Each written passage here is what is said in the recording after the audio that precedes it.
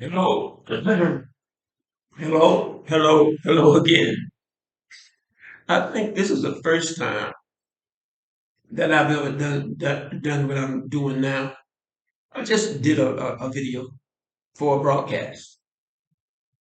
And when I had first sat down to do that previous broadcast, I was extremely motivated and I just wanted to talk about something. But in the process, if you if you review that particular video and just watch it, and you there was something that was going on in that video, and when I was speaking in that video, you see where I'm pointing. You see where I'm pointing here. This, I see I'm in my studio here. You see that? You see here that dark. You see that dark there?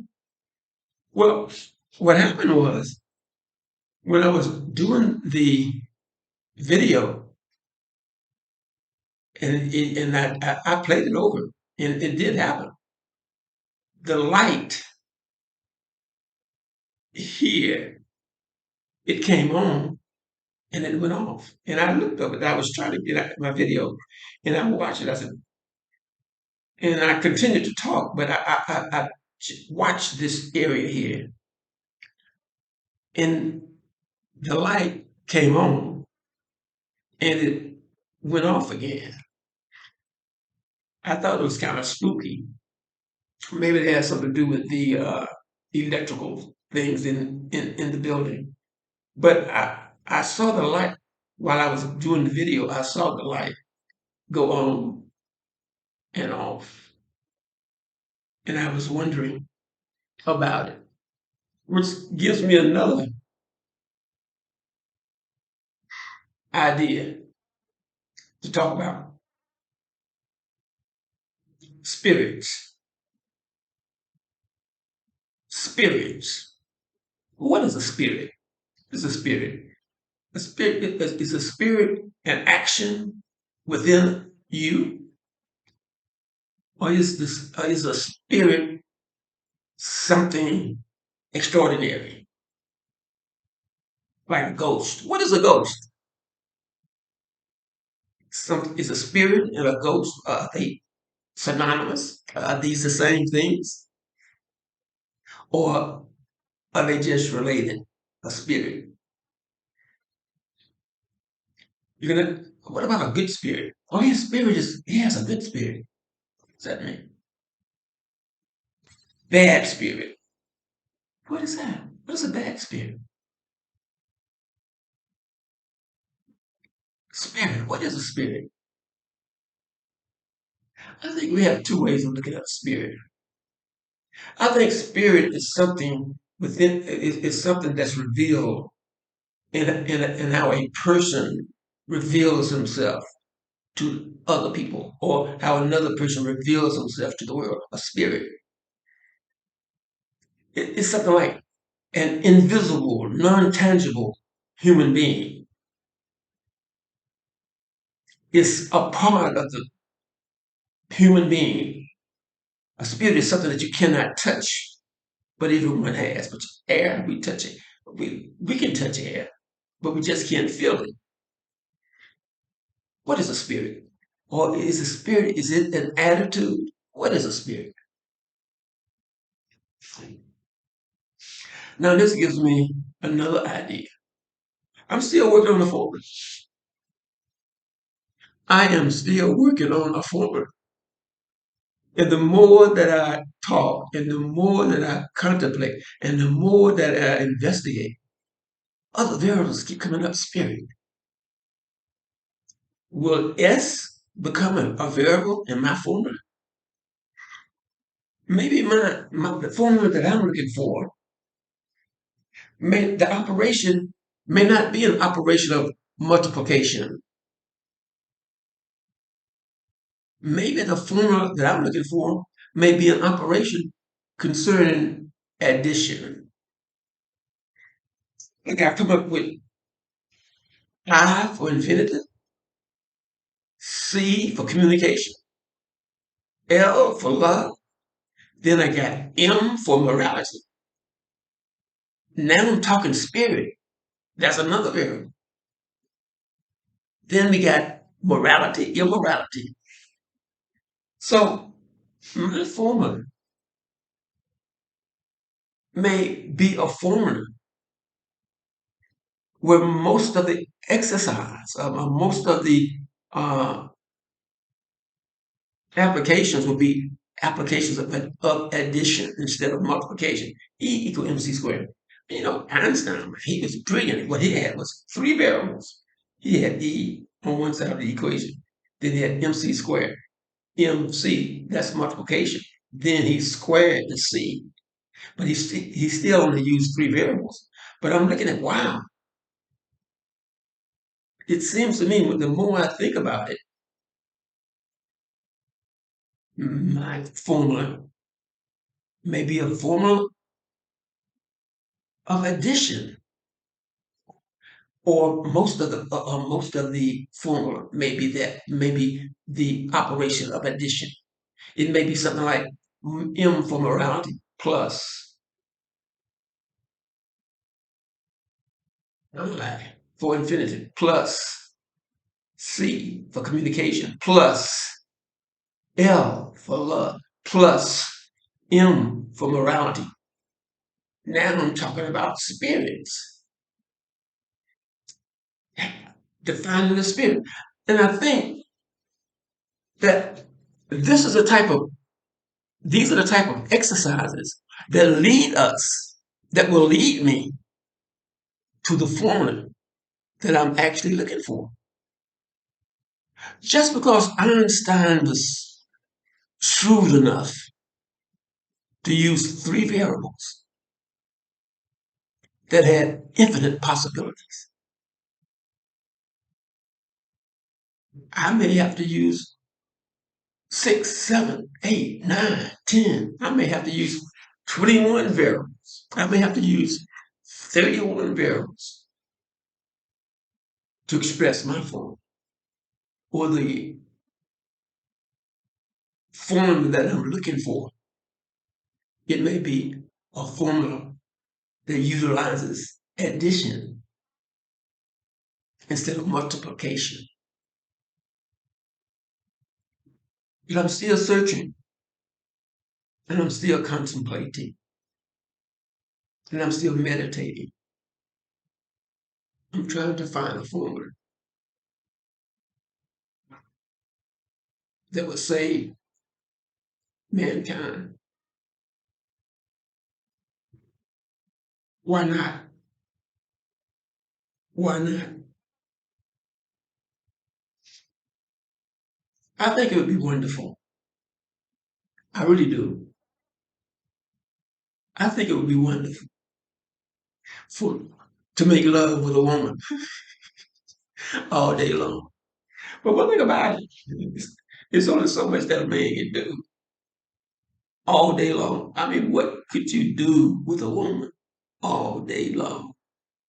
Or what would she do for you all day long? I wonder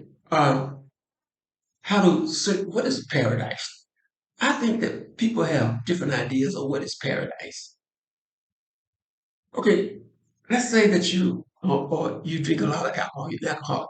Paradise for you may be a wine field, a winery. Everything is relative. Just because you have this, it doesn't mean that he has this. We're all different, yet we're all alike. I think that notion of humanity is an aspect of making determinations as to finding a formula to save humanity from itself. Is humanity worthy of being saved? Is humanity worthy of being saved? That's a question that I would like to just exist in space And I would like to come to that question at another time. I still want to deal with the concept of infinitive. And that's what I want to deal with today, this moment. Since I was motivated earlier by a particular incident at the supermarket here in Nairobi, Kenya, I was motivated. And somewhere down the line, the motivation sort of slid down. But I still want to talk about infinity. Because when I talk about infinity, I can talk forever. Let's talk about infinity.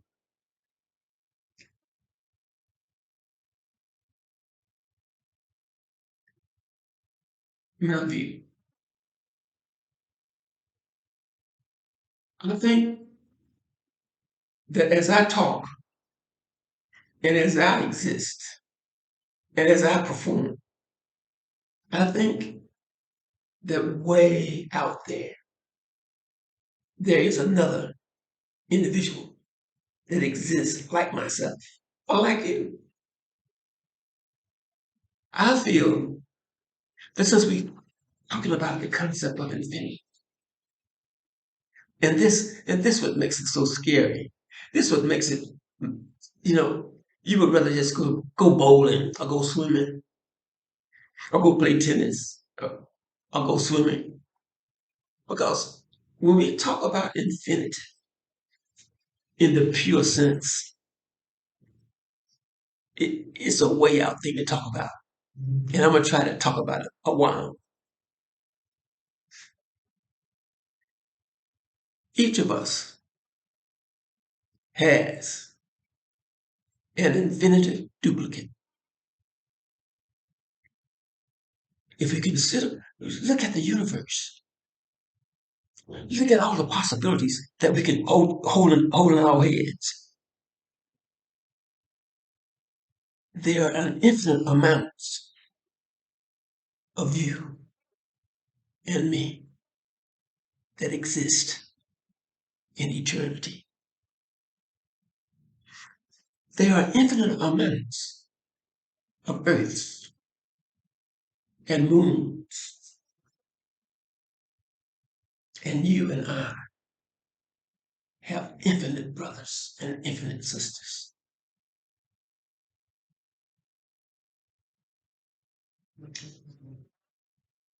Let's talk about living and dying.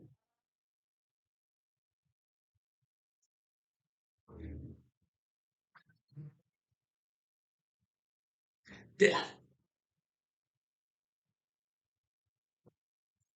Today, at this moment,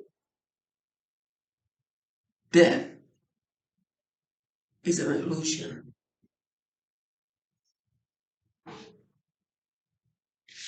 So, since death is an illusion, is that why we have so much pain in the world?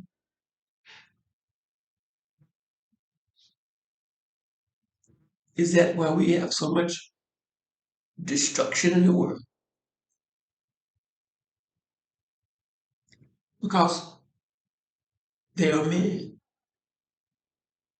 who do not fear death. And they do as they please, as they exist in an infinite universe. There I go again, infinite universe. Infinite. Infinite views and infinite minds.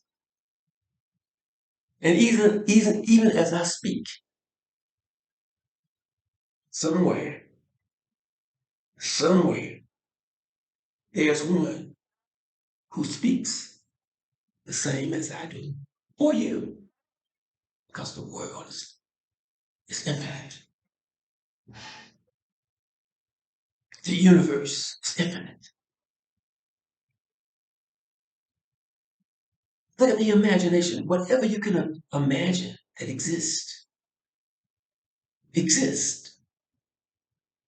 It may not exist as in front of you,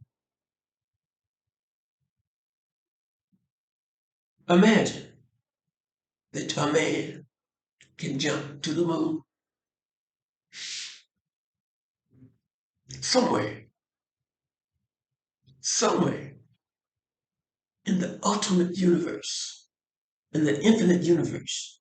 There's a man who jumps to the moon.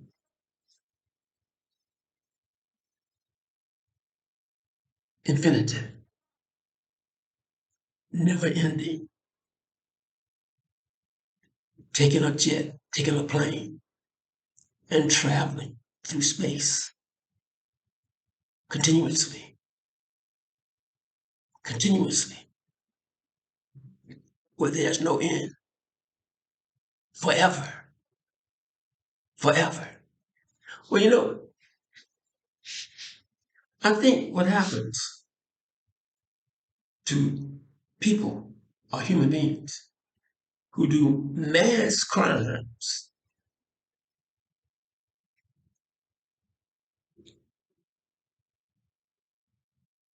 who do terrible sins against humanity,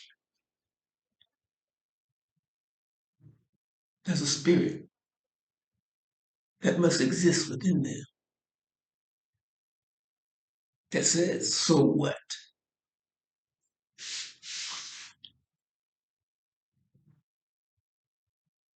If death is an illusion, then why not do as I believe, as I exist in this earthly form? So let's look at cultures. Why do some people do things and other people do not do these things? Why do people make laws on this level and other people make laws on this level? We know we have wars. Why do 100,000 men go out to fight another 100,000 men, knowing that when it's all over, it won't be 100,000 men here and it won't be 100,000 men there? The soldier, he goes out to kill or to be killed. So, what governs the intellect? What governs the mind that make human beings do the things that they do? I remember, I remember when I was deep into the Bible. I used to read the Bible. My goodness, I used to read the Bible over and over and over. First of all, before I go into the Bible, one thing that I noticed about the Bible when I was a very young student. Now, as I said before in previous broadcasts, see, my field was theater arts. I studied Shakespeare. Who was Shakespeare? Shakespeare was an English writer. Okay, he was an English writer, and I used to read Shakespeare. But concurrently, and at the same time, I would read Shakespeare, and then I would read. On the other hand, I would read the Bible, and I would get deep, deep, deep, deep, deep into my reading. And I said, wait a minute, whoever wrote this Bible is the same character who wrote all these plays by Shakespeare. There are rumors, historical rumors, that Shakespeare wrote the King James Version of the Bible. Where am I going? Religion, concepts. Why do we need them? So we are born, we live, and we die. Die. But I thought we said that death was an illusion. I thought we said that death was an illusion. If death is an illusion, then we never die. But see, I think that we can make that a truth if we consider what life is, or if we define what life is. Okay, the sperm, the egg, the fetus, the development of the fetus within the womb, and then the body being delivered on earth, and then the body growing and then eventually dying and returning to earth. Is dirt alive? Is sand alive? Dirt, the earth, is an aspect of earth life.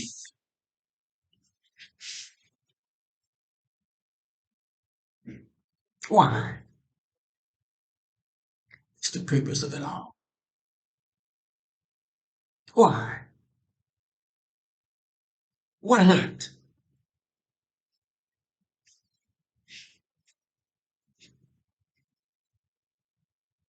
This is Musa, Matt Mitchell Jr., signing off.